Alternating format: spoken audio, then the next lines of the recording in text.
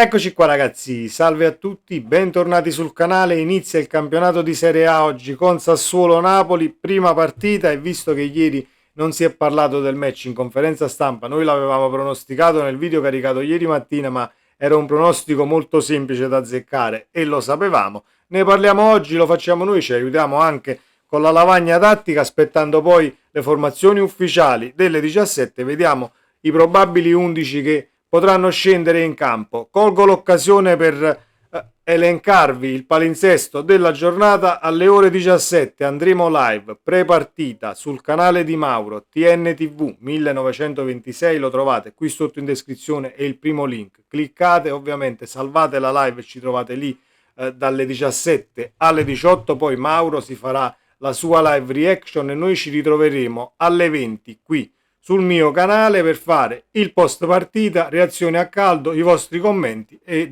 analizziamo il match per ciò che sarà stato. Fatemi sapere la vostra qui sotto nei commenti, iscrivetevi al canale se passate per la prima volta magari sotto questo contenuto, e se vi piace il video, come dico sempre, un bel like dà una mano all'algoritmo e fa piacere al sottoscritto. Passiamo direttamente alla lavagna tattica leggendo le probabili formazioni di stasera, perché ci sono due considerazioni che volevo appunto condividere con voi. Il Sassuolo dovrebbe schierare questo 11, un 4-3, Turati, Valukiewicz, Izes, Muraemovic, Doig, Ghion, Boloca, Conè, Berardi, Pinamonti e Lorientè. Il Napoli, al di là del dualismo che sto leggendo, Savic favorito su Meret, i portieri non i portieri, Meret o Savic. Di Lorenzo, Rachmani, Juan Jesus, Olivera la linea di difesa, Anghissalo, Bottica, De Bruyne, Politano, McTominay e Lucca.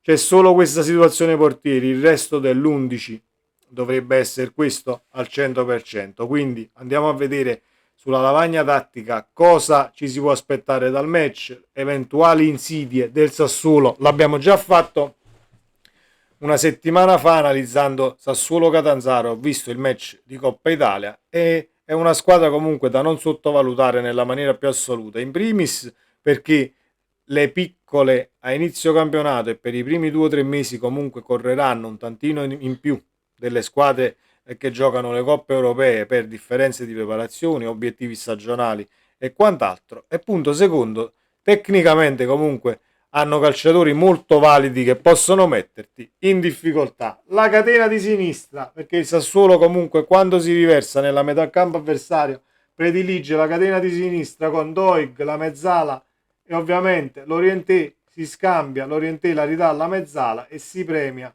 la sovrapposizione del terzino in questo caso. Quando Doig scende qui, Lorientè converge al centro mettendosi quasi vicino a Pinamonti dal punto di vista delle linee, per poi andare a tagliare sul primo palo con Pinamonti che va a rompere le scatole tra i due centrali. Dobbiamo fare molta attenzione qui perché nel precampionato comunque abbiamo visto palle che arrivavano dall'esterno nelle amichevoli dove ci siamo persi il centrale avversario, e non è il caso di farlo stasera, perché per quanto riguarda la palla dietro o le palle eventuali che arriveranno dietro, comunque sono molto fiducioso perché il Napoli le linee le ricompatta molto presto, anche quando subisce un'eventuale ripartenza. Ecco perché la palla dietro diciamo che mi fa meno, tra virgolette, paura di questo pallone comunque sulla linea dell'area piccola che diventa poi da leggere un tantino complicato per i centrali, e l'abbiamo visto nel precampionato. Per quanto riguarda la fascia destra c'è ovviamente Berardi che si muove un tantino alla Politano, ovvero arriva qui, poi predilige comunque l'andare verso l'interno, si porta il pallone sul sinistro, parte un cross al limite sul secondo palo o tira in porta, perché Berardi comunque dal punto di vista del tiro ci siamo, e come quindi da tenere sotto controllo e sott'occhio sia Berardi a destra e sia quella catena di sinistra che in Coppa Italia ha funzionato molto ma molto bene. Cosa può fare il Napoli e cosa il Napoli potrebbe sfruttare per quanto riguarda la situazione delle linee e la squadra avversaria? Io ho notato, ovviamente sempre in relazione all'ultima uscita del Sassuolo, che quando loro diciamo subiscono un'eventuale ripartenza e sono in avanti, se il Napoli riesce a trovare linee di passaggio a un solo tocco con scelte fatte ad hoc e giuste, possiamo metterli in difficoltà, perché quando arretrano, quando hanno la linea di difesa e loro sono diciamo in fase offensiva qui ed hanno la difesa a centrocampo, fanno fatica a riportare poi le due linee mediana e difesa compatte per far fronte poi all'attacco avversario. Quindi ti ritroverai una linea di difesa che, quando sarà arrivata a ridosso del limite dell'area di rigore, avrà comunque un centrocampo un tantino slegato, ma questa è una condizione della partita contro il Catanzaro. Potremo pure vedere, chissà, stasera vedremo, credo, stasera una partita con un Sassuolo un tantino più arretrato, più guardingo, perché ovviamente il punto potrebbe essere oro colato e quindi cerchi comunque di portare a casa eh, qualcosa da un match che comunque sulla carta non dovrebbe avere, non dovrebbe avere insidie dal punto di vista dei punti che porti a casa. In casa Napoli però non si sa mai, e quindi diciamo può darsi pure che ci vanno più guardinghi. Quindi questa situazione del non riuscire a ricomporre le due linee, cosa comporta in casa Napoli? Comporta che se noi attacchiamo ovviamente da questa parte, e questa è la difesa del Sassuolo, passata la prima linea di pressione e quindi la palla ai nostri centrocampisti De Bruyne, McTominay, lo stesso Anghissà e Lobo che andrà ad impostare, ci ritroveremo con ampi spazi sia qui che qui, e quindi sarà fondamentale l'attacco di Lucca alla profondità, le aperture qui sulle fasce, non so a sinistra se riusciremo a fare qualcosina di più offensivo con Olivera e McTominay, ma abbiamo visto un McTominay che comunque, nel caso il terzino non scende, questa zona sarà completamente morta e te lo ritroverai comunque a convergere verso il centro. La palla diretta sull'attaccante, quindi un assist che potrebbe arrivare da qui o da qui verso Lucca, diciamo può essere una soluzione da sfruttare, ma il Napoli troverà spazio in mediana per quanto riguarda la situazione di copertura del Sassuolo.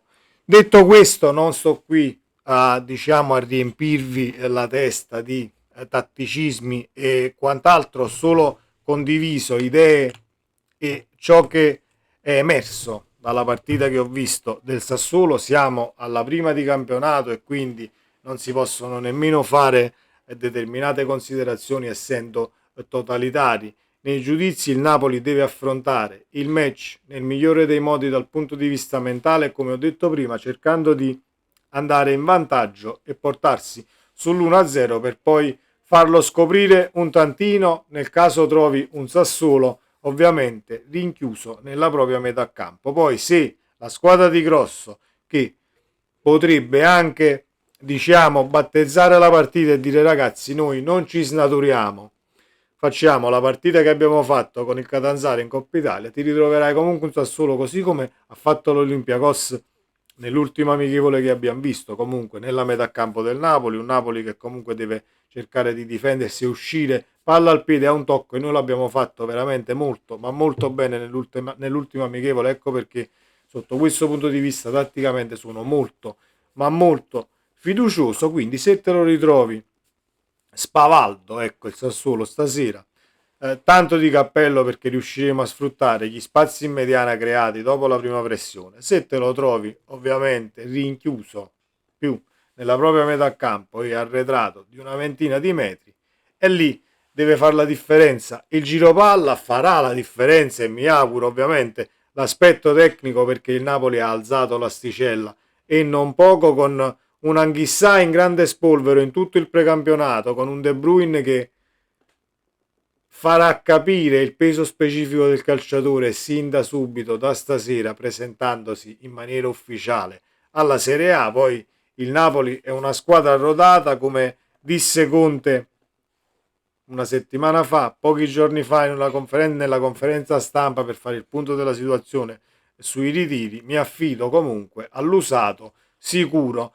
Non commento e non vado sulla conferenza di ieri, perché le chiacchiere sono sempre le stesse. Possiamo anche prendere la conferenza di ieri e commentare la conferenza della settimana scorsa, è la stessa cosa. Le domande sono sempre le stesse, sono molto simili tra testata e testata. Conte è stato molto ma molto chiaro. La cosa che volevo ovviamente commentare e condividere con voi, e ci alleniamo anche senza la punta, perché ovviamente si è affrontata la situazione, l'infortunio di Lukaku, pesante, non pesante, l'abbiamo visto già l'anno scorso.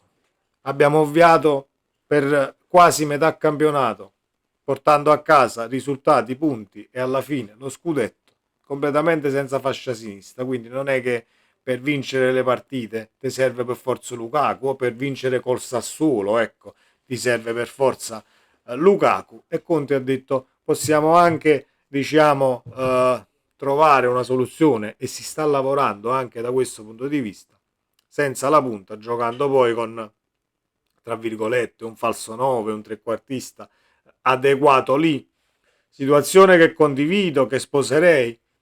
No, perché comunque per il calcio di Conte noi abbiamo visto che Lukaku, o un attaccante come Lukaku, l'abbiamo visto l'anno scorso con lo scudetto vinto, funziona e funzionerà sempre per l'idea di calcio che è il mister. Però diciamo che è navigato, si è aggiornato, è tanta roba Antonio Conte sulla panchina, e non l'abbiamo detto ovviamente oggi, né tantomeno diciamo è una cosa che nessuno sa, lo sappiamo benissimo anche per i soldi che prendono determinati professionisti. Quindi al di là dell'infortunio di Lukaku, il Napoli ha tutte le carte in regola per poter provare a vincere le partite. Sempre Forza Napoli, mi raccomando, seguite il palinsesto di tutta la giornata. Ci vediamo o nel prepartita da Mauro dalle 17 alle 18, e ripeto, trovate il canale nel primo link qui sotto in descrizione, o ci rivedremo comunque alle 20 con i nostri ospiti e con i vostri commenti, diciamo, a commentare ciò che sarà stato Sassuolo Napoli. Buon campionato a tutti, forza Napoli sempre, ciao.